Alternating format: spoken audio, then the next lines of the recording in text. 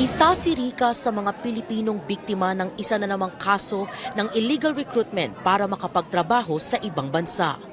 Bukod sa hindi natupad na pangakong trabaho bilang workers sa isang auto parts company sa Poland, nasa 140,000 pesos daw ang perang nakuha ng recruiter kay Rica.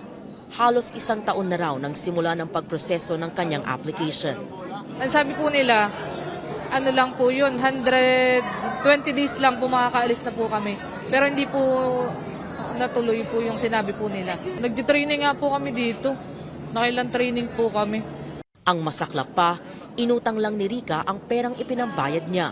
Kwento ng biktima sa sinisingil ng recruiter na kabuang 250,000 pesos, una siyang nagbigay ng 110,000 pesos sa pagproseso ng mga dokumento mula PSA, basic resume, passport, ID pictures at certificate of employment at 30,000 pesos naman para sa travel insurance. Nakakapanghina lang talaga. Kumbaga maman isang taon.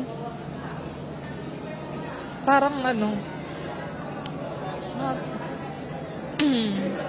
parang binuhos namin lahat dito Tapos ganito lang yung nangyayari. Sana po, tigilan na po nila yung panloloko nila. Kasi madami na po kami. Kaninang hapon, sinalakay ng mga opisyal ng Department of Migrant Workers o DMW ang 11C's Immigration Services sa Pasay City. Ipinasara ang kumpanya matapos mapag-alamanan na nag-ooperate ito ng walang kaukulang lisensya. Nagpapakilala raw ito bilang Immigration o Consultancy Service Agency. Pero yun pala ay nagre-recruit na. Ang palusot nila, tinutulungan lang dalaw nila sa pagkamit ng work visa. Pero ang sabi namin sa kanila, kaduda-duda yon. Kapag sa lalaki, ang ino-offer nila bus drivers. Kapag sa babae, warehouse, yung nag-scan ng barcode. Tapos, meron din factory para sa mga babae.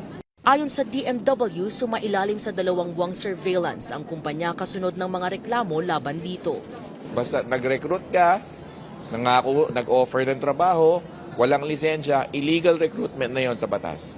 Magsasapat tayo ng syndicated illegal recruitment laban dito sa mga sa may-ari at saka sa mga empleyado nila. Sa tala ng DMW, umabot sa 7 ang bilang ng mga ipinasarang ahensya noong 2022 dahil sa illegal operations ng mga ito. Sa huling tala ngayong taon, nasa 5 na ang kaso. Expected to katatapos ng pandemic, medyo tataas yung face-to-face ulit. Yung physical na mga modus, we have measures in place para makarespond tayo doon.